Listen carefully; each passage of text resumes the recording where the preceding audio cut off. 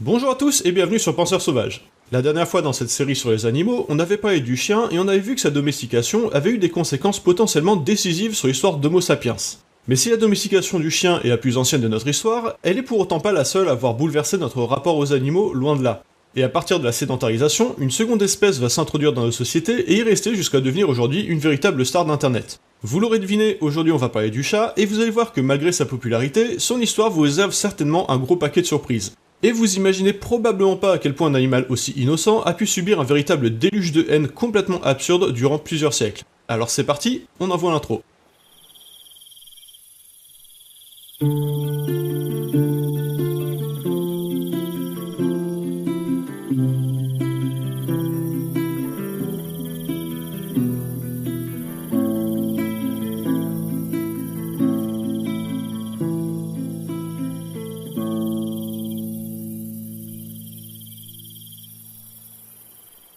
On est en 2020 et vous êtes sur internet. C'est donc peu probable que j'ai besoin de vous le rappeler, mais dans le doute, le chat c'est ce petit carnivore poilu de la famille des félins que vous avez probablement déjà aperçu dans les pubs pour Whiskas. Aujourd'hui, le chat est l'animal de compagnie le plus apprécié des Français, dépassant même le chien en population. Et pas qu'un peu, puisque parmi les 50% de foyers qui possèdent un animal familier, on compte à ce jour 7,26 millions de chiens pour pas moins de 12,68 millions de chats. Ce qui revient à dire que statistiquement, environ un Français sur 6 a un chat comme animal de compagnie. Autant dire que c'est assez peu probable que vous en ayez jamais vu.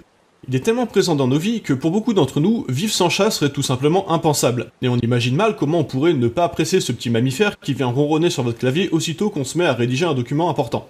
Et pourtant, le moins qu'on puisse dire, c'est que cette qualité de relation revient de loin. De très loin même, parce qu'elle a été particulièrement mouvementée et, osons le dire, profondément dramatique durant une partie considérable de notre histoire. Alors commençons par le début, comment et pourquoi le chat s'est-il introduit dans les sociétés humaines ? Comme pour le chien, on ne dispose pas de date précise à laquelle démarre sa domestication. Tout simplement parce que ce n'est pas un événement daté, mais un phénomène qui s'est instauré comme une norme au fil du temps. Pour autant, on a une idée relativement claire de la période à laquelle ce phénomène a pris place. Et cette période, c'est tout simplement celle de la sédentarisation. La raison est assez simple. À l'époque où l'humanité était constituée de tribus nomades, la présence d'un chat dans les sociétés humaines ne présentait pas un grand intérêt. Contrairement au loup, il était capable que de chasser des petites proies peu intéressantes pour nous. Il est bien trop indépendant pour être dressé à une activité spécifique comme le chien, et contrairement au bétail, il est même pas assez dodu pour constituer une source de nourriture viable. On comprend donc facilement que dans cette période-là, durant laquelle le loup pouvait déjà nous intéresser pour les raisons qu'on a vues au précédent épisode, le chat n'avait pas du tout retenu notre attention, et c'est tout juste s'il devait figurer sur la liste de nos proies de temps en temps. Mais aux alentours de 10 000 à 15 000 ans avant notre ère, quelque chose va tout changer. L'humain se sédentarise. Cette étape dans notre histoire va avoir des répercussions énormes sur absolument toutes les pratiques qui constituent notre quotidien, en premier desquelles nous forcer à réorganiser intégralement notre gestion de la nourriture. Alors qu'à l'état nomade, l'humain se procurait sa nourriture essentiellement par la chasse et la cueillette, et donc dépendait de l'abondance des ressources naturelles à proximité, la sédentarisation lui permet d'adopter une stratégie différente, plus sûre, qui consiste à produire lui-même sa nourriture, au moins végétale dans un premier temps, et donc être moins dépendant de leur renouvellement naturel ou exposé aux aléas de facteurs externes, comme la compétition avec une autre tribu humaine à proximité. En d'autres termes, en se sédentarisant et en développant l'agriculture, l'humain acquiert un meilleur contrôle de son accès à l'alimentation. Les variables qui assurent qu'il aura de la nourriture à disposition sont moins externes à la tribu, donc concurrence, abondance naturelle, etc., et bien plus internes à la tribu, force de travail disponible, compétences en gestion, etc., ce qui va considérablement améliorer ses chances de survie et sa qualité de vie générale. Mais ces nouveaux avantages s'accompagnent aussi de nouveaux défis, notamment savoir faire face aux saisons là où l'hiver est rude, ou savoir modérer sa propre efficacité à la chasse. Puisqu'en étant sédentarisé, si on épuise les ressources naturelles alentour, l'option de migrer là où elles sont plus abondantes, comme du temps des tribus nomades, n'est plus disponible. D'autant que la sédentarisation permet aussi de constituer des tribus d'un nombre bien plus important, ce qui va obliger les humains sédentarisés à trouver des solutions pour s'assurer de l'abondance de la nourriture produite, mais également pour la stocker, afin d'éviter des pénuries, soit saisonnières, soit suite à des imprévus qui détruiraient les plantations. Heureusement, l'humain découvre assez vite des moyens de faire face à ce risque constant de pénurie. Parmi les différents aliments qui s'est cultivé, une catégorie va se révéler particulièrement salvatrice, les céréales. Car contrairement à des fruits ou de la viande, qui périment très vite et dont la disponibilité varie au gré des saisons, les céréales peuvent être séchées et se conserver plusieurs mois, constituant un stock de nourriture d'urgence capable d'assurer la survie d'une tribu en cas d'imprévu, à condition d'être bien géré. Pour stocker ces céréales, les humains sédentarisés vont construire des silos à grains, qui servent évidemment à protéger les stocks des intempéries. Parce que si du blé ça se conserve facilement plusieurs mois dans un lieu sec, vous imaginez bien que sous la pluie ça tient nettement moins longtemps, et qu'il faut bien l'abriter. Donc un peu partout dans les villages de nos humains fraîchement sédentarisés, on va voir apparaître des constructions spécialement dédiées à stocker des grandes quantités de grains en tout genre. Et à partir de là, vous aurez bien sûr deviné qu'un autre problème va très vite émerger et se révéler extrêmement périlleux pour Homo sapiens. Ces silos de céréales vont inévitablement attirer l'attention de petits rongeurs, en particulier le rat pour qui ils représentent un véritable buffet à volonté gratuit et ouvert 24 heures sur 24. Et ça va exposer les humains à un danger d'une ampleur tellement énorme qui pourrait provoquer rien de moins que l'extinction d'une tribu, voire potentiellement de toute l'espèce. Non seulement les rats consomment une bonne partie du stock indispensable à leur survie, mais en plus ils se reproduisent à une vitesse redoutable. En plus de ça, ils sont extrêmement furtifs et s'introduisent partout. Impossible d'hermétiser les stocks de céréales à leur intrusion. Impossible également de les chasser assez efficacement pour contrôler leur population, puisqu'ils sont beaucoup trop petits et rapides, mais aussi extrêmement futés et capables d'éviter les pièges. Pire encore, les rats ne se contentent pas de manger les récoltes stockées, ils les souillent également. Si bien que c'est pas juste la quantité consommée par le rat qui est perdue, mais le stock entier qui risque d'être contaminé par ses urines, excréments ou tout autre pathogène dont on ignore encore l'existence à l'époque. Le danger que pose la prolifération de rats est donc tout à fait réel et extrêmement sérieux. Si on n'est pas constamment attentif à limiter sa multiplication, on se retrouve en un rien de temps avec une véritable invasion de milliers de rats qui va complètement anéantir des stocks de nourriture vitaux à la survie de tout un village et le condamner à une famine capable de l'anéantir entièrement. L'humain n'a alors pas le choix, il doit trouver un moyen de limiter leur prolifération, sa survie en dépend. Et c'est là, vous l'aurez compris, que le chat va soudainement revêtir un rôle absolument indispensable à la survie de l'humanité. Puisque les humains assistent à une prolifération de rats bien dodus qui se nourrissent dans leurs silos, les chats sauvages voient à leur tour dans les villages humains un garde-manger particulièrement attractif. Pour eux aussi, traîner aux alentours des silos de céréales est un véritable buffet à volonté. Fini les heures de traque interminables et de patience en attendant qu'un rongeur famélique s'aventure enfin hors de son terrier, il suffit aux chats d'attendre à proximité d'un silo et cueillir ce qui en sort tellement goinfré que leurs pattes touchent à peine encore le sol. Et il devient très vite habituel pour les humains d'y apercevoir ces petits prédateurs se faufiler un rat à la gueule entre les habitations. On devine donc facilement que les humains de l'époque avaient immédiatement compris qu'ils avaient, avec ce petit fait idée, un intérêt commun, et qu'il serait totalement absurde de les dissuader de chasser ces rongeurs qui leur causaient tant de problèmes. D'autant plus que le chat se révèle être un allié absolument idéal. Non seulement il est un prédateur redoutable pour ces rongeurs et régule très efficacement leur population, mais en plus il est carnivore et n'est donc même pas intéressé lui-même par les stocks de céréales. De plus que par ses mœurs naturelles, il ne souille pas les stocks et préfère aller faire ses besoins dans un espace dédié, éloigné des réserves de nourriture. Certes, il n'est pas aussi sociable que le loup, puisqu'à la différence de lui, le chat est un animal solitaire. Il n'est pas possible de le dresser à une activité spécifique. Mais une fois apprivoisé, il est également très affectueux, et quand bien même il est parfois lunatique et agressif, il ne pose jamais non plus aux humains un véritable danger, juste quelques petites plaies vite oubliées. Et son caractère indépendant n'est de toute façon pas un problème, puisqu'il est parfaitement autonome dans sa tâche. Il n'y a pas besoin de le dresser à chasser des rats, il les chasse déjà très bien lui-même. Pour les humains de l'époque, ce petit carnivore qui s'est introduit de lui-même dans du village est vite perçu comme un cadeau des dieux qui leur est fait pour les sauver des ravages de la vermine. Tout est fait pour l'encourager à venir chasser dans nos villages, et on imagine facilement qu'à cette époque déjà, tout acte à son encontre qui pourrait l'en dissuader est formellement proscrit. Si bien que l'intégration du chat dans nos sociétés s'est probablement faite de manière quasiment simultanée avec le développement de l'agriculture. Et son efficacité de dératiseur confirmera immédiatement que l'accueillir dans nos vies était le bon choix. Chaque année, les chats sauvent une quantité de récoltes décisive et permettent d'éviter des épisodes répétés de famine. Les humains de l'époque sont bien conscients de ces services rendus et honorent donc le chat des plus hautes grâces dans leurs croyances religieuses. Le chat y est régulièrement assimilé non pas juste à un cadeau des dieux qui est fait aux humains, mais parfois même à une divinité à part entière, venue offrir sa protection et témoigner son affection aux humains. Il fait peu de doute que sur toute la période de la sédentarisation à l'Antiquité, le chat bénéficie du plus haut respect des humains avec lesquels il partage le quotidien, respect qui peut aller jusqu'à la vénération pure et simple. En vertu du service inestimable qu'il rend aux humains, sa présence est assimilée à l'abondance, à la fertilité, à la protection, à la bienveillance, ou d'une manière générale à tout un ensemble de valeurs hédonistes dont on va d'ailleurs reparler. Mais faisons d'abord un détour rapide sur l'aspect naturaliste de cette nouvelle relation.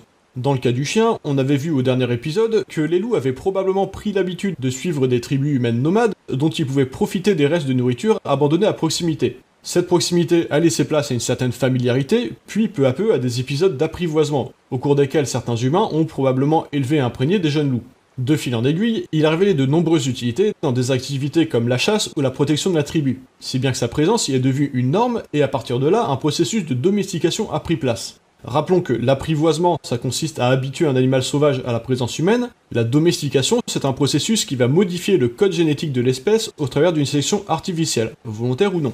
Dans le cas du chat, ce processus de domestication va se mettre en place d'une manière très différente, puisque le chien, ou plus exactement le loup à l'époque, est un animal qui peut facilement devenir dangereux, voire mortel pour l'humain, s'il se montre agressif envers lui. Et donc malgré le fait que ce sont avant tout les qualités naturelles du loup qui ont motivé son apprivoisement, à savoir ses talents de chasseur et sa cognition sociale extrêmement développée, pour citer que ces exemples, il y a eu très tôt une pression sélective volontaire très forte dans sa sélection artificielle.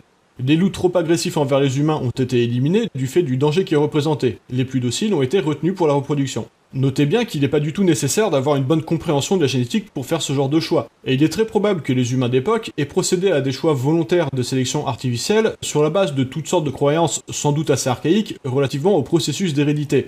Mais dans les faits que l'on choisisse de faire reproduire un animal parce qu'on dispose de son bilan génétique complet, ou qu'on choisisse en pensant que le pouvoir magique des dieux de la docilité nous indique de le faire, ça aboutit au même résultat. Il y a bien une sélection artificielle qui est opérée.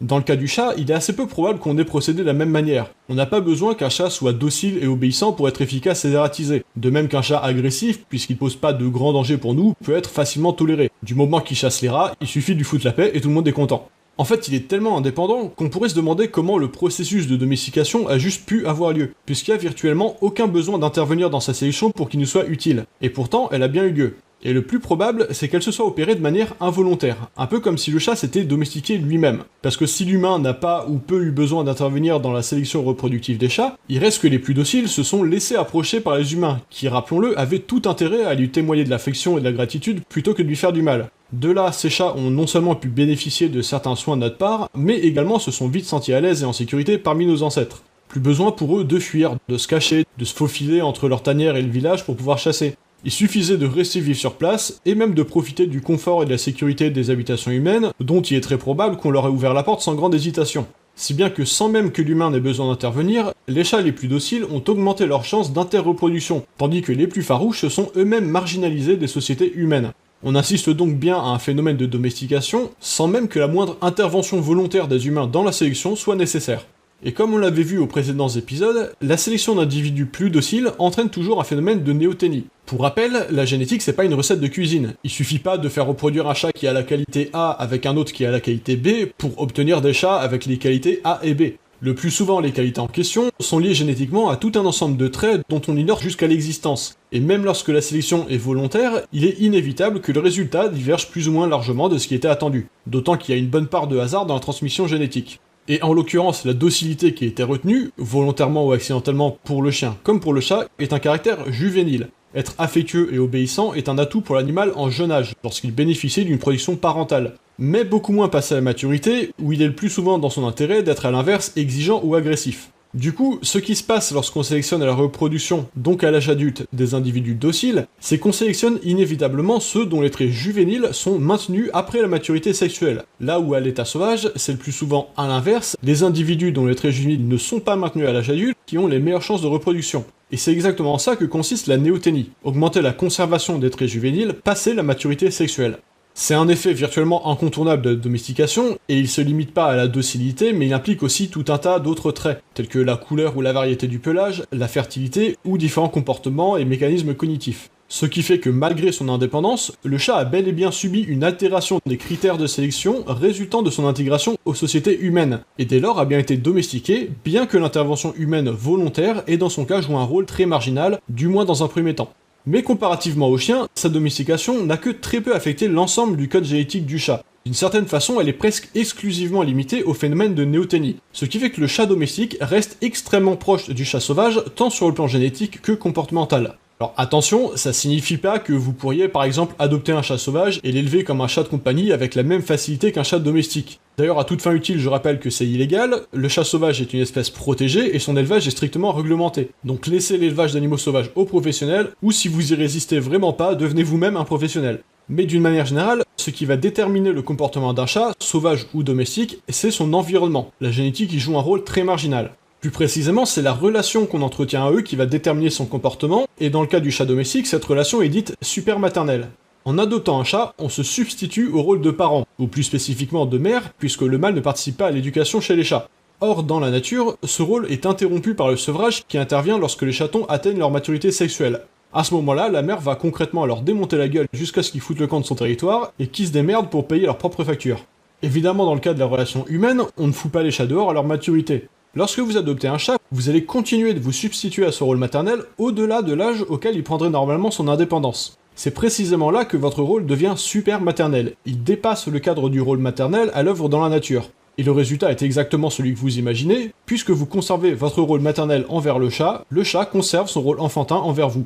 Et il le fait de bon gré, puisque à l'évidence c'est beaucoup plus agréable d'être choyé et entretenu toute sa vie que de devoir se débrouiller seul. Un exemple classique de ce comportement juvénile, c'est le ronronnement. Pour le chat sauvage, il ne s'observe qu'en très jeune âge, et il est très rare d'observer un chat sauvage ronronner à l'âge adulte. Alors qu'à l'évidence chez le chat domestique, on observe sans difficulté que le ronronnement s'exprime souvent tout au long de sa vie envers son substitut maternel, voire envers le premier inconnu qui passe comme un gros ingrat, s'il est confiant envers les humains d'une manière générale. En bref, le chat se comporte avec vous comme un bébé toute sa vie, tout simplement parce que vous vous comportez envers lui comme une mère toute sa vie. C'est également ce qui fait qu'il mène une sorte de double vie, surtout lorsqu'il a accès à l'extérieur. Une fois dehors, il enclenche le mode prédateur et se livre aux activités habituelles des chats adultes. Inspecter et marquer le territoire, chasser, parfois se battre avec des intrus, ou encore chercher à pêcher de la meuf si vous êtes un irresponsable qui ne stérilise pas son chat malgré le fait qu'il ait un accès extérieur, et qui va ensuite s'étonner qu'il a plus de chatons qu'il peut en entretenir. Mais aussitôt que son maître, ou souvent n'importe quel humain, arrive dans son champ de vision, il switch immédiatement en mode chaton et vient réclamer des câlins ou de la nourriture en ronronnant. Et d'ailleurs, si vous avez un chat qui a accès à l'extérieur, vous avez très probablement fait l'expérience de vous réveiller un matin avec un oiseau ou une souris morte, agonisante, voire même en pleine forme, juste en face de votre tronche. Évidemment, c'est pas une expérience super plaisante, parce qu'au réveil, on préfère globalement l'odeur d'un café chaud à celle d'un rat crevé, mais pour autant l'intention du chat est bel et bien de vous servir le petit déjeuner au lit. Ou plus exactement de vous apprendre à vous nourrir, parce que c'est un comportement tout à fait naturel chez le chat et chez les félins d'une manière générale. En fait, ça fait partie d'un processus d'éducation. La mère apporte des proies à ses petits pour les préparer à la vie de prédateur. Évidemment, ça implique une inversion des rôles, puisqu'on a vu que c'est vous qui vous substituez au rôle de mère dans la relation, alors que là, c'est la mère qui apporte des proies à ses petits dans la nature. Mais puisque cette substitution dépasse le rôle naturel de la maternité, elle perturbe quelque peu les instincts du chat, et il est donc commun d'assister à ce genre de confusion. Ce qui se passe dans la nature, c'est que la mère prépare de cette façon ses chatons à devenir des prédateurs. Dans un premier temps, elle va juste leur apporter de la viande pour permettre de transitionner leur alimentation avec le lait maternel. Puis peu à peu, elle va leur apporter d'abord des proies partiellement décortiquées pour leur apprendre à se nourrir directement sur les carcasses, puis des proies mortes mais entières pour leur apprendre à les dépecer, puis des proies encore vivantes mais blessées pour les apprendre à tuer, puis enfin des proies vivantes et intactes pour leur apprendre à les chasser. Ce qui ressemble souvent à un jeu sadique et cruel de la part du chat n'est en fait rien d'autre qu'une partie intégrante de son apprentissage, indispensable à sa survie à l'état sauvage, et dont une partie au moins s'exprime de manière instinctive. Le chat ressent le besoin de chasser et de transmettre son savoir à ses petits, ce qui ne signifie pas qu'il ne peut pas s'en passer et qu'il faudrait obligatoirement lui offrir la possibilité de chasser. Mais il faut au minimum canaliser ce besoin, le plus souvent au travers du jeu, sans quoi la frustration accumulée peut conduire à une instabilité psychologique ou à différents troubles du comportement. Lorsque votre chat vous apporte des proies, c'est tout simplement une preuve d'affection de sa part. Puisqu'il ne vous voit jamais chasser d'animaux ou de souris, il cherche à s'assurer que vous soyez capable de chasser ou tuer. Et chose amusante, vous pouvez évaluer le niveau auquel il vous manque de respect selon s'il vous apporte juste des petits bouts de viande comme un gros assisté, ou bien s'il vous fait assez confiance pour être capable de tuer une proie vivante non blessée. C'est très commun de croiser des propriétaires de chats qui cherchent des solutions pour mettre fin à ce comportement. Et si vous espériez les trouver ici, préparez-vous à être déçus parce que concrètement, il n'existe pas de véritable solution. Le seul conseil que je peux vous donner, c'est tout simplement d'accrocher une clochette à son collier, comme ça ses proies l'entendent approcher et ont une plus grande chance de lui échapper. Après, en théorie, vous pouvez aussi essayer de chasser et tuer des souris devant lui pour lui montrer qui c'est le prédateur alpha dans le quartier. Mais a priori, si vous êtes ce genre de thug, ça vous dérange pas forcément de manger du rat crevé au petit-déj de toute façon, donc c'est pas trop l'idée. En bref, nos chats ont beau être domestiqués, c'est concrètement des petits fauves bipolaires qui alternent entre bêtes sauvages et gros chatons dès que vous apparaissez. Et pour avoir éduqué des tigres, je peux vous assurer que la comparaison n'est pas exagérée. La seule véritable différence étant qu'un tigre c'est un chat de 300 kg et que contrairement à un chat domestique, vous pouvez pas vous permettre de risquer la moindre griffure ou morsure parce que c'est pas exactement la même échelle de conséquences. Donc même si le comportement est quasiment identique, la nécessité de les éduquer correctement est toute différente. Parce que oui, un chat ça s'éduque, même si c'est plus subtil qu'avec un chien. Et du coup, avant de clore cette parenthèse naturaliste, on va parler rapidement du comportementalisme félin. Il faut garder à l'esprit que chez un chat, en particulier un chaton, le jeu est une forme d'apprentissage à la chasse et que ça fait partie d'un panel de comportements instinctifs. Ce qui veut dire que si vous l'empêchez de l'exprimer, par exemple s'il est enfermé dans une cage à longueur de journée, ça s'appelle de la négligence, ne faites jamais ça, vous contrariez l'expression d'un besoin naturel et instinctif et vous allez obtenir un chat totalement instable ou alors sujet à une forme de dépression sévère. Ni l'un ni l'autre n'est souhaitable. En revanche, lorsque vous jouez avec, il faut aussi garder à l'esprit que vous l'incitez à exprimer ce comportement et que vous renforcez son attrait pour le jeu, donc la chasse. Ce qui fait que si vous êtes constamment en train de l'inciter à jouer, vous l'éduquez à être hyperactif et c'est peu probable que ça s'accompagne pas d'une forme d'agressivité. C'est là l'erreur la plus commune dans l'éducation du chat. Parce que quand on a un chaton, forcément, on meurt d'envie de le faire jouer, tout simplement parce que c'est adorable de le regarder le faire. Seulement si vous abusez trop avec ça, une fois adulte, vous allez avoir un chat hyper actif et probablement agressif. Donc aussi marrant que ce soit, sachez limiter ces stimulations.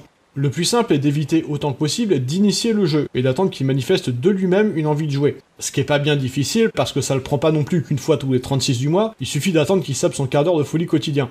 Mais si vous passez la journée à le réveiller pour le faire courir après un laser, eh ben il faudra pas vous étonner que lui aussi vous réveillera toute la nuit pour jouer.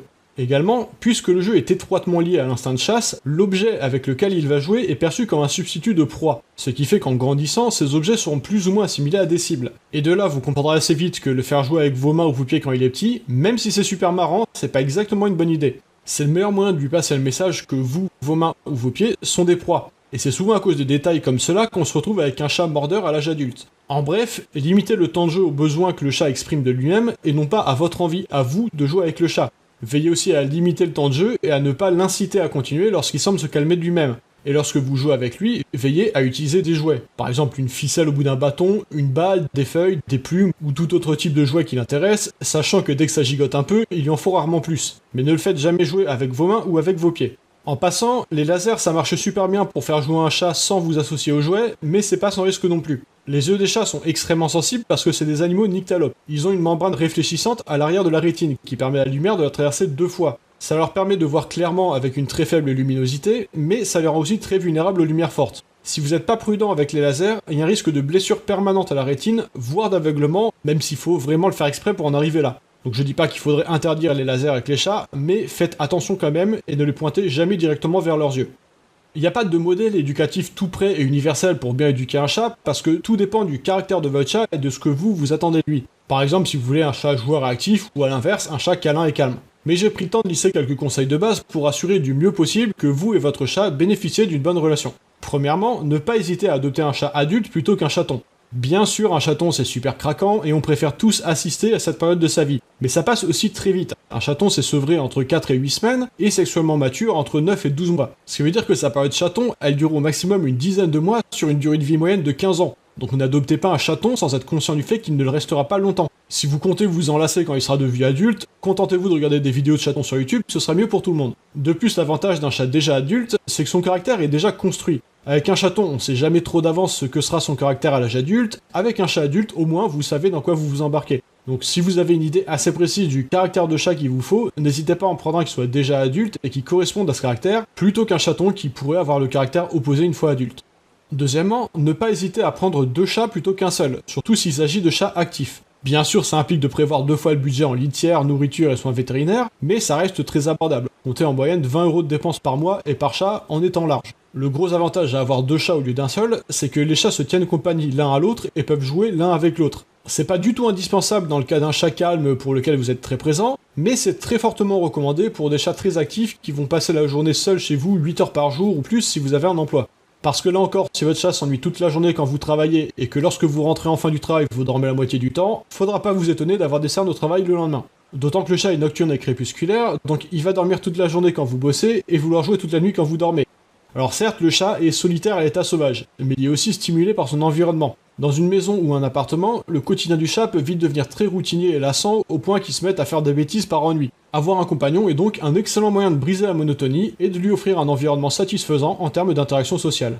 Troisièmement, évitez autant que possible de le surstimuler. Ce qui veut pas dire qu'il faut pas jouer avec, au contraire. Mais prenez part aux sessions de jeu lorsqu'il les initie lui-même et évitez de les initier à sa place, même si ça a l'air de beaucoup l'amuser. Adaptez-vous au chat. Lorsqu'il est calme, faites-lui des câlins. Lorsqu'il est actif, jouez avec lui, et pas l'inverse. Et quand vous jouez avec lui, sachez aussi faire des pauses ou limiter le temps de jeu, ne serait-ce que pour voir s'il a vraiment envie de continuer de jouer, ou s'il continue juste parce que vous continuez de le stimuler.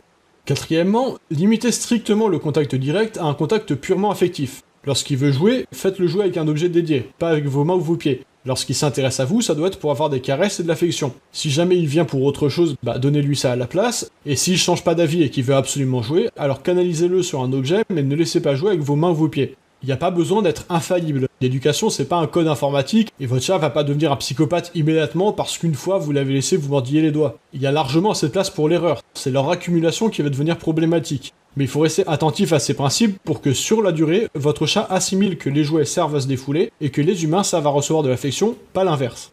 Cinquièmement et dernièrement, soyez le plus présent possible pour lui. C'est tout bête, mais c'est indispensable. Plus vous serez présent dans la vie du chat, plus vous et lui serez proches. S'il vous voit qu'occasionnellement, vous serez au mieux pour lui qu'un humain qu'il trouve sympa, mais il va aussi vite s'habituer à pouvoir se passer de vous. Alors que si vous êtes avec lui la majeure partie du temps, vous allez vite devenir son meilleur ami. Bien sûr, ça dépend aussi de votre propre attente. Si vous êtes 24 heures sur 24 avec votre chat sur les genoux, faudra pas vous étonner que ça devienne un gros pot de colle dépendant aux caresses et qu'il vous laissera même pas envoyer un SMS pour appeler à l'aide. Il faut pas non plus hésiter à espacer le contact et lui faire comprendre que vous n'êtes pas toujours disponible. Mais dans un même temps, quel est l'intérêt d'adopter un chat si vous n'avez pas l'intention de passer du temps avec? Il va de soi que s'il aura d'accompagner que quelques heures par jour, alors c'est sûrement que votre mode de vie n'est tout simplement pas compatible avec l'adoption d'un chat. Si vous comptez adopter un chat, faites-le pour apprécier sa compagnie et pas pour décorer votre salon. Je ferme là cette parenthèse, et à présent qu'on a vu les spécificités naturalistes et comportementalistes du chat, revenons à l'histoire de sa domestication elle-même. Comme je le disais, c'est à la suite de la sédentarisation que le chat a été adopté dans les sociétés humaines pour ses talents d'ératiseur. Et il s'est montré si efficace à cette tâche qu'il a été rapidement introduit comme divinité dans les folklores religieux de l'époque de différentes manières selon les cultures. Sans doute l'exemple historique le plus éloquent est celui de l'Égypte antique, où le chat était strictement considéré comme une incarnation divine sur Terre et représenté dans la mythologie égyptienne par la déesse à tête de chat Bastet, symbole de l'abondance et de la fertilité. Et les Égyptiens de l'Antiquité, ils rigolaient vraiment pas avec la religion, ce qui fait que le chat avait dans la société égyptienne un statut extrêmement élevé, potentiellement même supérieur à celui du citoyen lambda. Tuer ou simplement maltraiter un chat valait souvent la peine de mort, et lorsque le chat d'un foyer venait à mourir, la famille entière portait le deuil dans la tradition de l'époque. Non pas juste dans l'expression du deuil par la famille, notamment le fait de se raser les sourcils pour les Égyptiens de l'Antiquité, mais également dans les rites qui l'accompagnent. Les chats bénéficiaient le plus souvent des plus hautes formes de révérence post-mortem. Comme les personnalités importantes, ils étaient embaumés et momifiés. Des sarcophages plus ou moins onéreux leur étaient construits, et ils pouvaient parfois être inhumés auprès d'humains pour les accompagner dans l'après-vie, ou à défaut, ils étaient inhumés dans l'une des nombreuses et immenses nécropoles exclusivement félines d'Égypte, où ont reposé des millions de chats. Le respect qui leur était témoigné était tout à fait remarquable, au point que le simple fait de sortir un chat égyptien du territoire était un crime passible de peine de mort. Et qu'est-ce qui se passe lorsqu'on punit de peine de mort l'exportation de quoi que ce soit? Eh bien forcément, on motive des marchands peu scrupuleux à l'exporter. Bah oui, s'ils punissent de mort son exportation, c'est bien que ça doit être précieux, et si le risque est aussi élevé, c'est qu'ils se vendront à prix d'or à l'arrivée. Ce qui fait que malgré cette interdiction, les marchands d'époque ont assez vite importé en Grèce non seulement des chats égyptiens, mais également le culte de Bastet, dont on imagine bien qu'il leur assurait de vendre ces chats importés à prix d'or. Bastet figura donc un temps comme divinité dans la mythologie grecque, comme protectrice des greniers à grains, et elle sera célébrée tous les ans par le temple de Bubastis qui lui est dédié, au travers de l'une des fêtes les plus populaires du calendrier grec. Et vous vous demandez peut-être comment cette déesse, pourtant importée de l'étranger, est devenue l'une des plus appréciées des Grecs, malgré une compétition plutôt acharnée parmi les figures de sa mythologie. La réponse est simple, le cul. Oui, parce que comme je l'ai dit, Bastet était vénéré par les Égyptiens comme symbole de l'abondance et de la fertilité. Et donc il n'aura pas fallu longtemps pour qu'on lui attribue également le pouvoir de l'amour et de l'énergie charnelle. Et forcément, quand vous vous attribuez à quoi que ce soit le pouvoir magique de donner une érection, tout de suite ça intéresse un paquet de monde. Je serais même pas étonné qu'à l'époque on ait diffusé des parchemins qui promettaient d'élargir son pénis grâce au culte de Bastet. Ça a l'air d'un détail amusant dit comme ça, mais vous allez voir que ce genre de banalités peuvent durablement marquer les esprits et que ça va avoir des conséquences particulièrement dramatiques plus tard pour nos amis félins. Parce qu'assez vite on transitionne de l'Antiquité vers le Moyen-Âge, et c'est à partir de là que l'histoire du chat va être bouleversée. Évidemment, sa réputation ne sera pas la même partout, et selon les localités géographiques et les époques, le chat reste un animal globalement respecté. On retrouve par exemple dans la législation du Pays de Galles datant des alentours du Xe siècle, des passages qui imposent un châtiment très intéressant dans le cas de figure où quelqu'un serait accusé d'avoir tué un chat. Le chat devait être suspendu par la queue avec le museau qui affleurait le sol, et l'auteur du crime était condamné à le recouvrir de blé jusqu'à ce que le bout de la queue soit entièrement recouvert. La punition était établie de sorte à représenter la quantité de récolte qu'un chat sauvait des rats au cours de sa vie, et témoigne de manière assez limpide de l'estime qui était portée au chat, dont on sait également qu'à la même époque, sa valeur marchande était équivalente à celle d'une chèvre ou d'un mouton.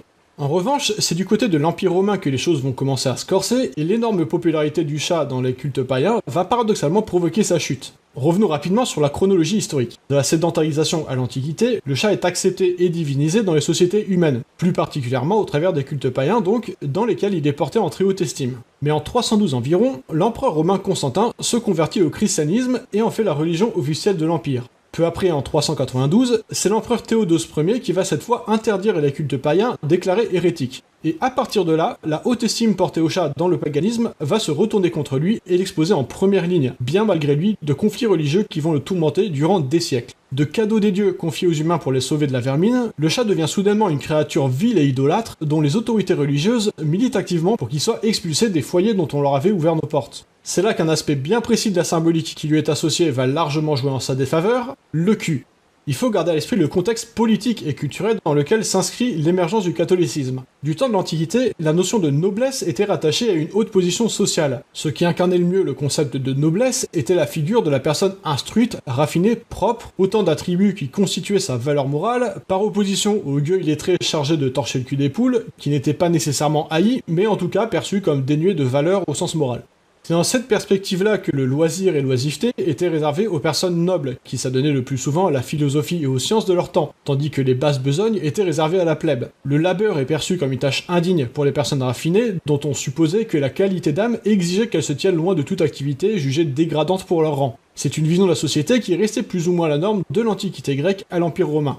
Puis vient la décadence. L'Empire se divise, les nobles abusent de leurs privilèges et traitent la plèbe avec un dédain et une ingratitude non dissimulés, si bien que leur image s'entache peu à peu par leurs abus répétés. Aux yeux de la plèbe en question, le loisir devient synonyme de débauche, l'oisiveté devient de la paresse et l'érudition devient de la vanité. Et c'est dans ce contexte de remise en question radicale des valeurs morales admises que le christianisme va s'imposer comme une contestation subversive et très adéquate de la hiérarchie sociale de l'époque. Et à la noblesse du statut social, on oppose alors l'idée de noblesse d'âme par laquelle l'humble paysan dévoué à son travail et sa famille s'assure les portes du paradis, tandis que la débauche pécheresse des puissants les condamne à l'enfer. Sans doute, le succès du christianisme peut s'expliquer par la nécessité à l'époque d'un bouleversement des valeurs sociales en période de crise profonde. Être noble n'est dès lors plus synonyme d'un style de vie nanti, oisif et débauché. C'est l'humble travailleur pauvre, même illettré et sans raffinement, qui devient véritablement noble aux yeux du Christ à la seule condition de lui être sincèrement dévoué. On comprend donc facilement qu'une fois le christianisme accédant à la position tant convoitée de religion officielle, puis à celle de seule religion autorisée, il voyait d'un très mauvais œil les anciennes divinités païennes qui devenaient associées à la débauche et au péché. Et conséquemment, être une divinité populaire du cul, c'était pas exactement pour le chat la position la plus discrète. L'Église milite alors activement pour la mise à l'écart du chat de la société et voit d'un très mauvais œil cet animal notoirement paresseux, libertin et indépendant, qui inspire l'antithèse exacte de la contemplation dévouée au Christ que l'Église cherche à imposer. Durant plusieurs siècles, cette pression de l'Église va fortement ternir la réputation du chat, mais son caractère affectueux et son utilité concrète de dératiseur vont lui permettre de résister un temps à cette incessante campagne de calomnie. D'autant qu'imposer une nouvelle religion ne se fait pas en un claquement de doigts, et malgré les persécutions encourues par les contrevenants, beaucoup pratiquent encore en secret le culte païen de leurs ancêtres. Mais les choses vont commencer à s'accélérer à partir du 5e siècle. Le monde chrétien, encore très jeune, va subir deux fléaux majeurs qui vont profondément ébranler leur foi.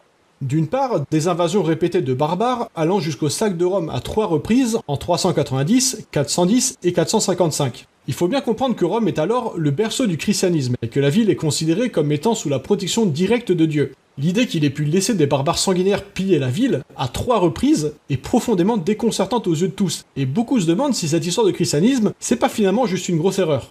D'autre part, une véritable épidémie de peste se répand en semant la mort partout. Ironie du sort, la campagne de diffamation lancée par l'Église contre le chat a résulté en une prolifération de rats, qui sont justement les principaux vecteurs de la maladie au travers des puces qu'ils transportent. Et il faut garder à l'esprit qu'à l'époque, on ignore tout de la théorie des germes et de la propagation des épidémies. Personne n'est en capacité de faire le lien entre l'augmentation du nombre de rats et la propagation de la maladie. Les maladies sont à l'époque interprétées comme des châtiments divins ou des malédictions dont la propagation serait la réponse divine à de graves péchés. Alors, vous imaginez bien que pour les gens de l'époque, ça a provoqué quelques désaccords. De leur point de vue, leur empire était dans un passé relativement proche, rien de moins que le plus glorieux de toute l'histoire humaine. Puis ils ont observé sa décadence, simultanée à la croissance du christianisme. Bien sûr, cette croissance est la conséquence de la décadence de l'Empire romain et pas sa cause. Comme on l'a vu, le christianisme a profité de la crise de l'Empire romain pour incarner le renouvellement de valeurs auquel tout le monde aspirait. Mais à l'époque, ce genre de considération sociologique, on s'en fout pas mal. Et ce qui est perçu, c'est que, en même temps que le christianisme a pris de l'importance, l'Empire romain a traversé une crise profonde, comme par hasard. Et pire encore, peu de temps après ça, des fléaux évidents s'abattent sur eux. Rome, la ville la plus sacrée d'entre toutes, est pillée à répétition par des barbares, et une maladie terrible les frappe sans répit par vagues successives, provoquant des nécroses et des pustules aux malades et décimant les populations. Tout indique à leurs yeux que les dieux sont dans une colère noire et que leur récente conversion au christianisme en est la cause. Si bien qu'en secret, beaucoup choisissent de reprendre le culte des dieux de leurs ancêtres au détriment de la religion chrétienne qu'ils tiennent responsable des malédictions qui les frappent. Les autorités chrétiennes font alors face à une crise de grande ampleur. Les cultes déclarés profanes ressurgissent comme des champignons et l'influence du christianisme, donc son autorité, fonde comme neige au soleil. Et l'Église va alors redoubler d'efforts pour enrayer ce phénomène, dont on imagine qu'elle tient à l'inverse la résurgence des cultes païens comme responsable des fléaux en question. La répression est sévère et les condamnations nombreuses, mais le problème avec les cultes secrets, c'est qu'ils sont secrets. Et du coup, c'est pas exactement simple de savoir qui est un bon chrétien et qui idolâtre en secret les dieux païens. L'Église va alors mener une campagne de propagande acharnée qui s'étalera sur plusieurs siècles, visant à calomnier de toutes les manières possibles le paganisme et ses fidèles, en particulier tous les trucs qui font miaou. Le chat se retrouve alors pris dans un conflit qu'il dépasse complètement, et la cruauté avec laquelle l'Église lui fait payer sa bonne réputation, pourtant dûment méritée, est tout simplement effarante. Je cite Desmond Morris sur le sujet. Au Moyen-Âge, la population féline allait subir, à l'instigation de l'Église, plusieurs siècles de torture, de mauvais traitements et de tueries. Comme ils avaient été impliqués dans d'anciens rites païens, les chats furent proclamés créatures du démon, agents de Satan et amis des sorcières. On encouragea les chrétiens à leur infliger toutes les douleurs et les souffrances possibles. De sacrés, il était devenu damné. Les chats furent brûlés sur la place publique les jours de fête. À l'incitation des prêtres, ils furent écorchés, crucifiés, battus, rôtis et jetés du haut du clocher des églises dans un grand mouvement de purification contre les ennemis supposés du Christ. De cette période sombre de l'histoire du chat, nous héritons dans le folklore populaire de l'image du chat accompagnant la sorcière sur son balai, qu'il est encore très commun d'apercevoir dans les décorations d'Halloween, mais aussi la légende du chat neuf vies, du fait d'un pacte conclu avec le diable, ou encore la fameuse superstition du chat noir porte-malheur. Et si vous pensez que ce genre de superstitions sont plus folkloriques que littérales, sachez qu'il est notoirement connu dans les refuges qu'un chat noir a bien plus de chances d'être abandonné qu'un autre, ainsi que beaucoup plus de difficultés à trouver un adoptant. Comme quoi, même les superstitions aux apparences les plus anodines ont encore aujourd'hui des effets très concrets.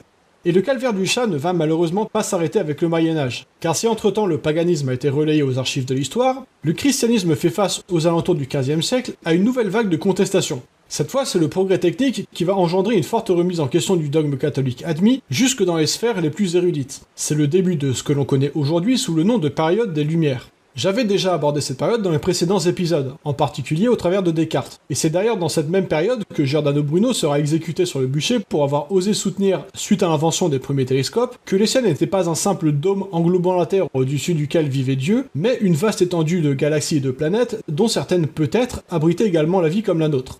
On retient de la période des Lumières l'image d'un grand renouvellement intellectuel rafraîchissant, à partir duquel les sciences se sont émancipées de la religion et ont depuis accompli un progrès remarquable. Mais il faut garder à l'esprit qu'avant de porter ses fruits, elle a consisté en une vaste période de tension pour les autorités religieuses qui, ébranlées par la remise en question constante des principes admis antérieurement depuis des siècles comme des vérités indiscutables, a choisi d'y faire face par une répression brutale et impitoyable. En 1484, le pape Innocent VIII prononce un édit célèbre, le Summis Desirante Effectibus, ou désir d'ardeur suprême, qui instaure une véritable chasse aux sorcières en Allemagne dans le cadre de l'Inquisition. Les classes populaires sont galvanisées et s'autoradicalisent sur internet, et un peu partout on condamne, on dénonce et on lynche à tour de bras. À partir de là, massacrer des chats devient un sport national. Pendant les fêtes de la Saint-Jean, à l'occasion desquelles on organisait un grand barbecue d'hérétiques, on adopte comme tradition de jeter des chats vivants sur les bûchers des condamnés, juste histoire de bien rentabiliser le bois consumé.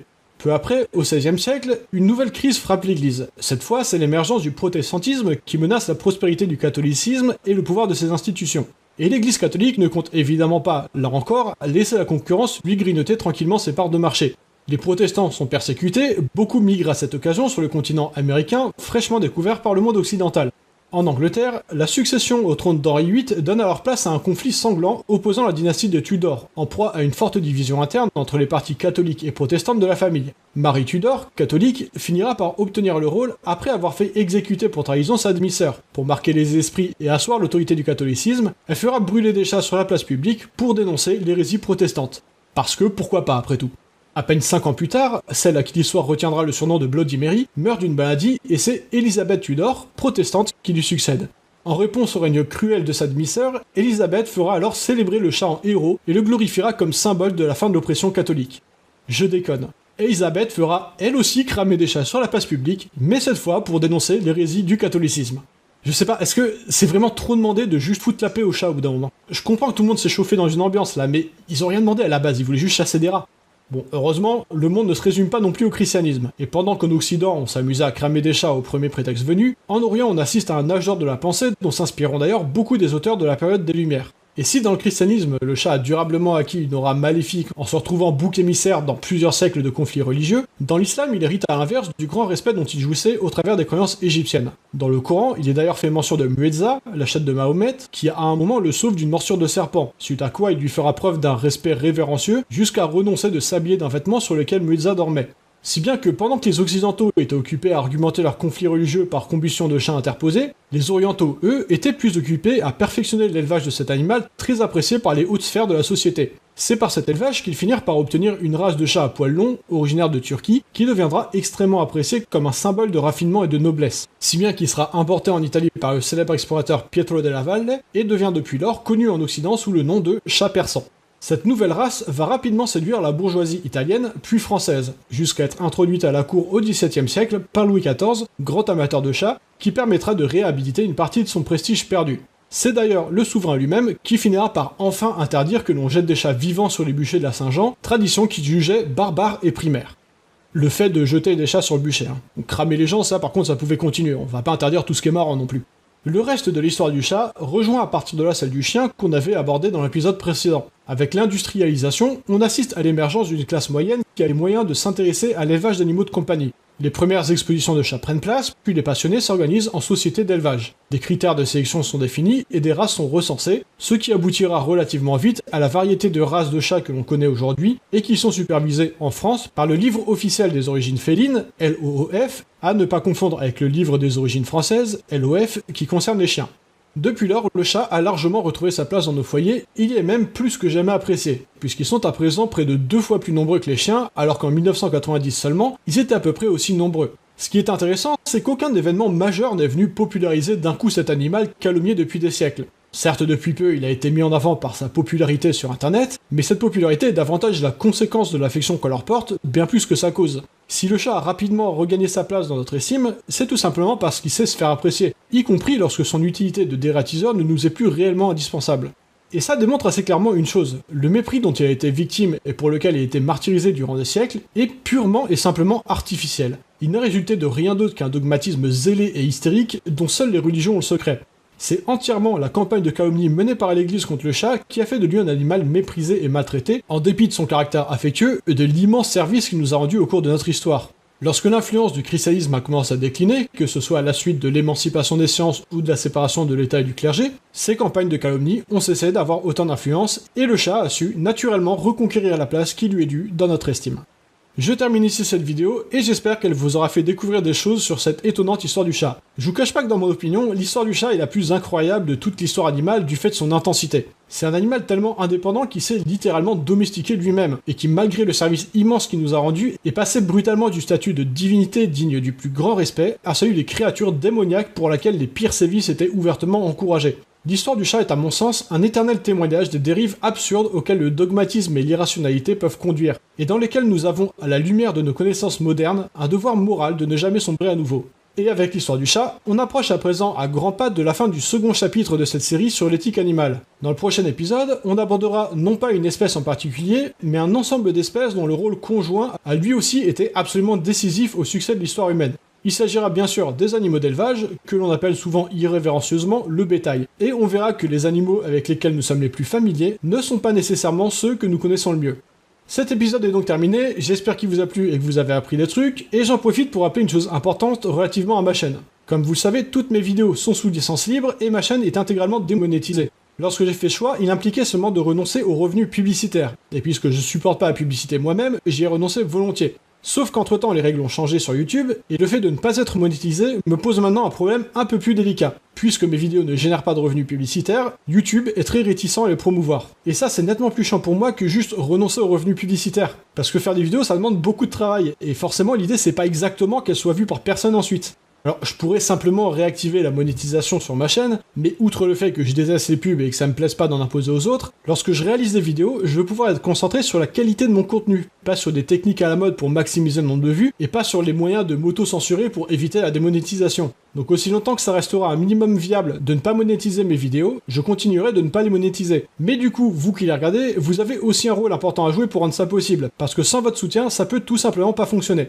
Donc si vous aimez mes vidéos et que vous appréciez le fait de ne pas avoir à vous taper de la pub ou du lissage ad-friendly dans leur style, c'est particulièrement important de le faire savoir à YouTube en laissant un pouce bleu et en partageant mes vidéos, histoire que l'algorithme se dise tiens cette vidéo n'est pas monétisée, mais elle a l'air d'intéresser du monde, on devrait peut-être la mettre un peu en avant. Et bien sûr, si vous voulez m'aider à continuer encore plus directement, n'hésitez pas à me soutenir sur Tipeee ou Utip, puisqu'en l'absence de revenus publicitaires et de placement de produits, c'est le seul et unique revenu que je tire de mes vidéos.